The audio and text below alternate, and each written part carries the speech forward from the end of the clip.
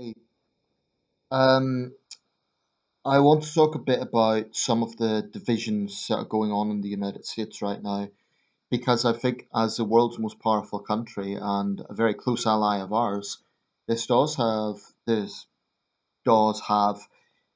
implications beyond American borders because it all gets down to American leadership and America's role in the world. So there's been a lot of talk about Trump's white nationalism and discussion, debate, sometimes heated debate around that.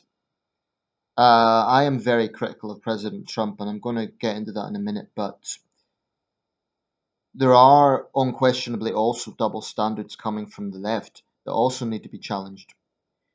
Identifying with the center, which would be an American moderate, I think it is important to, look at both sides with the same microscope.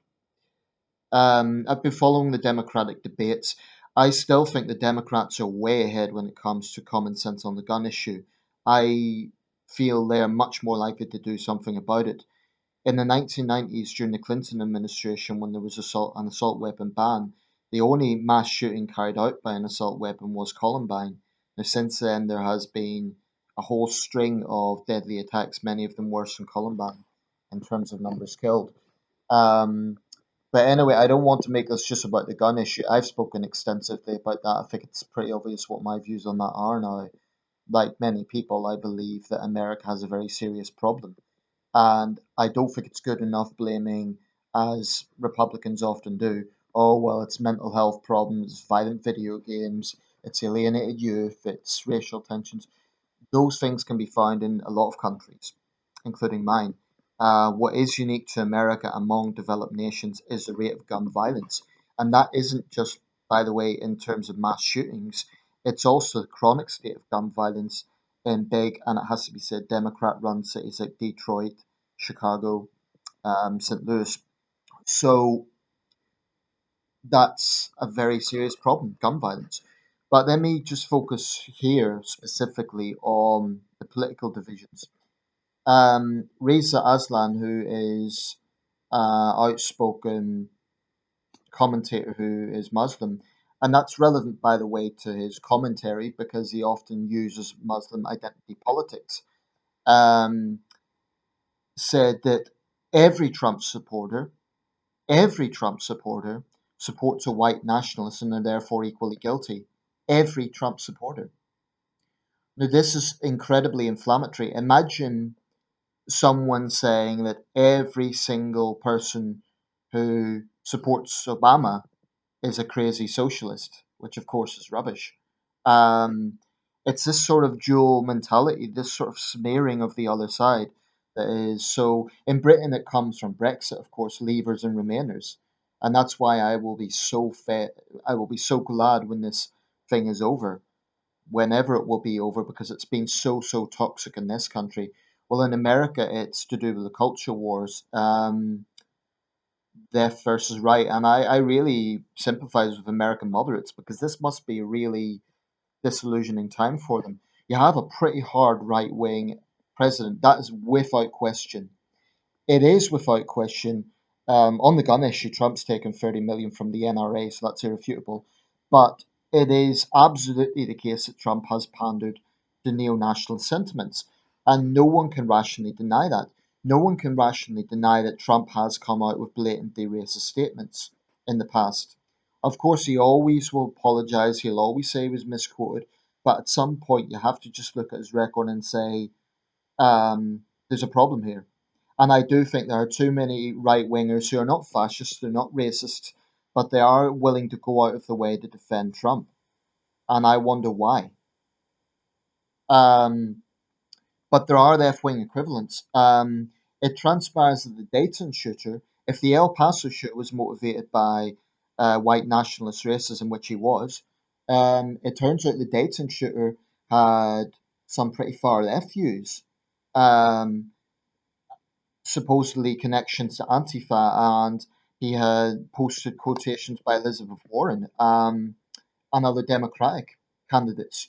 Now, if that's accurate, then those Democratic candidates need to acknowledge it. They need to condemn it and they need to distance themselves from it. If they don't, then they're being hypocritical. I think they're right about the gun issue no matter what, but they also have to get it right in terms of not being hypocrites regarding political extremes. And whilst I do think there's a problem with far right nationalism in America right now, I also think there is a growing problem with far left extremism embodied by Antifa. Antifa are a bunch of thugs. They cover their face, they violently attack anyone who disagrees with them. Recently, there was an incident in New York City. A Trump supporter um, who was a Muslim man, incredibly, was viciously attacked. I saw people actually blaming him, saying, oh, well, if he didn't support the orange man, it wouldn't have happened. In the end of the day, if a gang attacks an individual, they are entirely responsible for that. And yes, there may be political figures who help to encourage that atmosphere, but people who are blaming the victim, that is disgusting. Absolutely disgusting. Not long ago, an Asian American reporter who wrote for a conservative publication was violently attacked. It was somewhere, I forget the location now, but I think it was Portland, Oregon, actually, which has seen a lot of activity from Antifa. Um, I really would like to see a situation where American moderates get their voice back. I think if the United States goes down the line of Bernie Sanders um, and yeah, also Tulsi Gabbard, who advocates an isolationist foreign policy, um, that is not leadership. I think Sanders is pretty much like Corbyn. He has social compassion. He makes a lot of valid points about American healthcare and about like if you go to Canada and those sort of contrasts. But I don't think the sort of radical changes he's advocating would necessarily work overnight. I watched the debate and I think John Delaney made good points. He acknowledged that healthcare is a human right. I believe it is. I agree with that. But he also said if you're telling people we're going to take away the health insurance that they already have, that's not going to be a vote winner. And it will just guarantee Trump a second term. In fact, as it stands, the only Democratic candidate that is showing polling ahead of Trump is Joe Biden. Now, Biden is somewhat of a controversial figure himself. I do think that these sort of photos that have emerged over the years of him getting close to women will definitely come back to haunt him, and maybe they should. But leaving that aside, I think he is a pretty solid politician.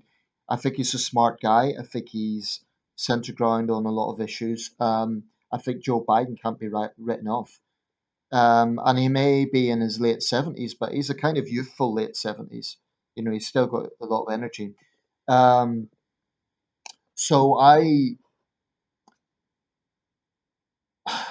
just wonder what direction the United States is going in. Without question, there's been a rise in neo nationalism, and without question, Trump has encouraged a lot of that.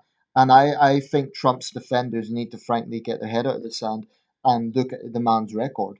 Trump is an absolute disgrace to his office, as far as I'm concerned. Um, and that's not coming from a left wing perspective. There are many conservatives who take issue with Trump. Ben Shapiro even said that he didn't vote for Trump because he had big misgivings about him. And you know, Ben Shapiro is a classic conservative. So there's many examples of that. Um, so I think we need to get away from this thing that if you criticize Trump, you're some crazy left wing extremist, and if you happen to defend Trump sometimes doesn't mean that you're a Trump supporter. I've reluctantly, grudgingly defended Trump on a few occasions when there has been media bias against him. I will say this: I still think that there is a fundamental bias in outlets like CNN, MSNBC, definitely the HuffPost, without question. And there are double standards regarding racism that absolutely infuriate people. And I think they're pushing reasonable white people not necessarily into the hands of extremists, because if you're genuinely anti-extremist, you're never going to go into the hands of white nationalism. But it will be polarizing for those people. It will make them feel alienated. It will make them wonder who can they vote for. You know, if you have a situation where black and Asian racists are getting a green light to to have those sort of attitudes. An example being Sarah Jong in the New York Times. I know I've brought that up before, but I think it's relevant. What happened? The New York Times made a half-hearted apology. She kept her job. Imagine had a white personality, a white journalist, said something racist. Not only would they be out of their work, but there'd be very angry, large demonstrations against them. And there'd be a huge thing about the culture of racism in that outlet. So, why not have a conversation about a culture of anti white racism at the New York Times?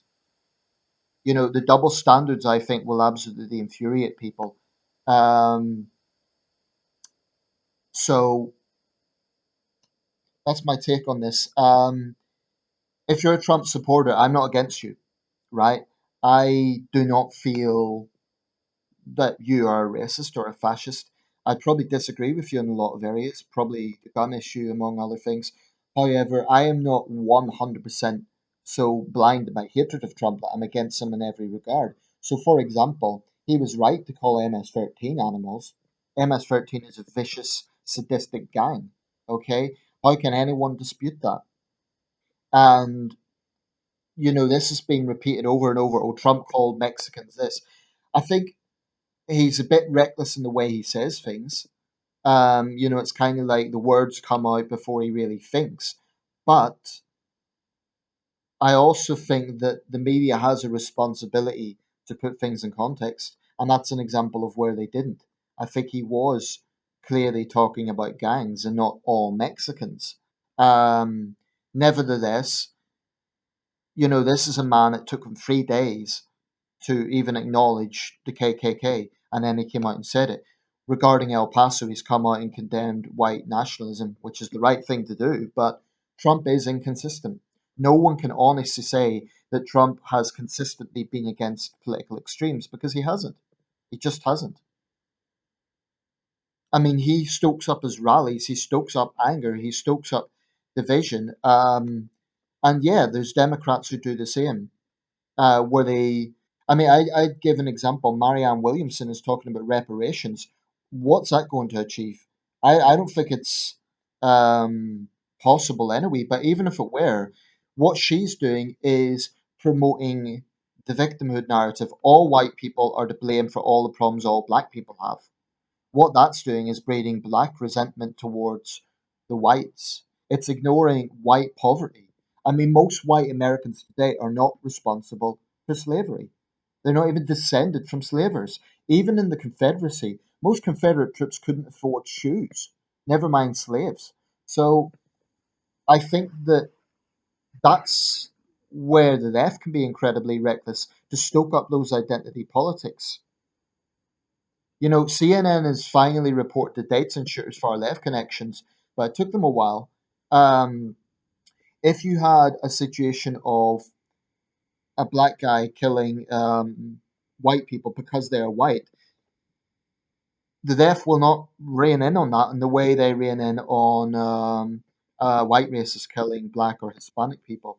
Um, and Reza Aslan is a good example of this. This is a guy who's repeatedly complained of Islamophobia and all Muslims being lumped together. And yet, what's he doing? He's lumping all Trump supporters together, saying they're all racists. That's just reckless and inflammatory. So I think the only way that America is going to have some hope in the future is if moderates, and this I think is a struggle on both sides of the Atlantic, moderates really start to get a voice. By moderate, I mean I had someone make this ridiculous analogy yesterday that if you're against progressive politics, then you must support Trump and his racism. That is absolutely ridiculous. There's millions of Americans who are middle ground just like millions of Britons are middle ground, but the middle ground seems to be in a wilderness right now. And this is not to say that, middle ground people are going to agree on everything. And perhaps that's the problem. Perhaps it's precisely because the hard right and the hard left are more tribal, they are more clannish. Whereas middle ground people tend to be open minded, they tend to be more flexible in their views. No, that's I don't want to say that because it makes it sound insincere. Not flexible in their own personal views, but I mean there's more diversity of opinion among centrists and